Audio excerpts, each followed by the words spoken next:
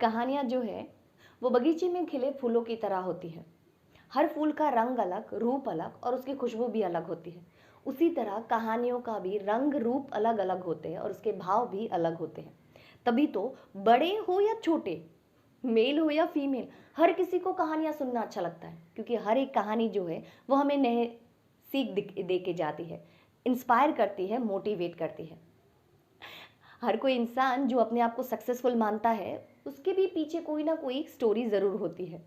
नमस्कार, मेरा नाम सुमी रॉय है। वैल्यू एजुकेशन टीचर हूँ और एक सोशल वर्कर भी। आज एक छोटी सी कहानी के साथ।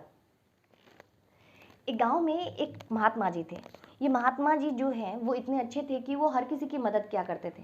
इसीलिए गांव का हर एक इंसान जो है वो महात्मा जी को रिस्पेक्ट करता था, उन्हें मानता था। पर गांव के जमींदार को ये बात पसंद नहीं थी। गांव के जमींदार जी जो थे वो महात्मा जी को पसंद नहीं करते थे। एक्चुअली में जमींदार के मन में महात्मा जी के लिए बहुत सारा ईर्ष्या भरी हुई थी। ईर्ष्या इसलिए थी क्योंकि गांव का हर एक इंसान जो है वो महात्मा जी को प्यार करता था, उनके रेस्पेक्ट करता था।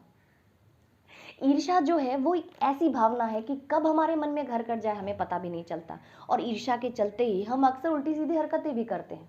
कुछ हाल ऐसा ही इस जमींदार का था। जमींदार के मन में इतनी ईर्ष्या भर चुकी थी, इतनी नफरत भर चुकी थी कि उसे लगता था कि ये जो महात्मा है वो एक फ्रॉड है, और वो साबित करके रहेगा कि वो एक फ्रॉड महात्मा है। बस क्या था, यही सोच को लेकर उसने सभी को बुलाया, गांव के सभी लोगों को बुलाया, महात्मा जी को भी बुलाया, और अपनी बंद मुट्ठी में एक कीड़े को रखकर महात्मा जी के पास जाके पूछने लगा कि महाराज जी, अगर आप सच में महात्मा हैं तो बताइए, मेरे हाथों में जो कीड़ा है, मेरे हाथों की बंद मुट्ठी में जो कीड़ा है वो जिंदा है या मरा हुआ है। महात्मा जी के उत्तर देते उससे पहले ही ये जो जमींदार थे ये अपने मन में सोच के रखा था कि अगर महात्मा जी ने कहा कि ये कीड़ा मरा हुआ है तो वो अपनी मुट्ठी को खोल के कीड़ा जिंदा है ये सबको बता देगा। और कहीं अगर महात्मा जी ने ये कहा कि वो जो कीड़ा है वो जिंदा है तो वो अपने हाथों में ही कीड़े को मार देगा और खोल के अपनी मुट्ठी खोल के दिखाएगा और बताएगा कि कीड़ा तो मरा हुआ है। यही सोच रहा था कि अंदर अंदर, और फिर से वो जाके पूछता है महाराज जी को, उस महात्मा को, कि बताइए महाराज, मेरे हाथ में जो कीड़ा है वो जिंदा है या मरा हुआ है, आप बताइए। महात्मा जी ने क्या उत्तर दिया होगा, क्या कह सकते हैं? अगर आप होते तो आपका क्या उत्तर रहता, आप क्या कहते? कीड़ा जिंदा है ये कहते या कीड़ा मर चुका है ये कहते? जरा सोच के बताइए। फिलहाल तो महात्मा जी ने क्या उत्तर दिया मैं वो बताती हूँ।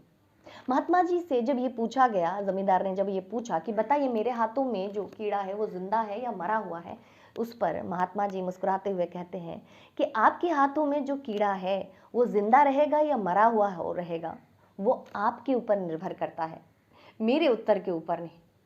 महात्मा जी के उत्तर सुनते ही, उनकी बातें सुनते ही जमींदार जो है वहां से चला जाता है। कहानी छोटी सी है पर सीख बहुत बड़ी है। ये हमारे ऊपर डिपेंड करता है कि हम अपनी लाइफ जो है वो किसे बनाना चाहते हैं, किस तरीके का लाइफ हमें चाहिए या हम किस तरीके का लाइफ जीना चाहते हैं। ये सिर्फ और सिर्फ हमारे हाथों में ही डिपेंड करता है।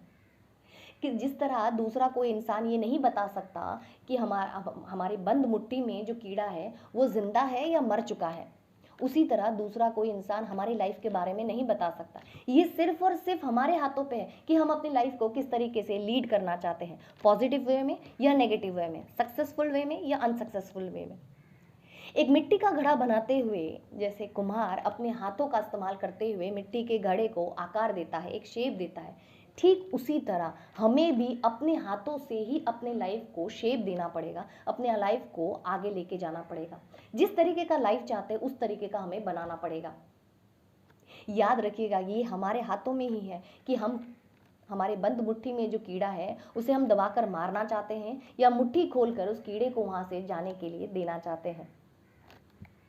कहानी अच्छी लगी तो ज़रूर शेयर करिएगा। हरिओम।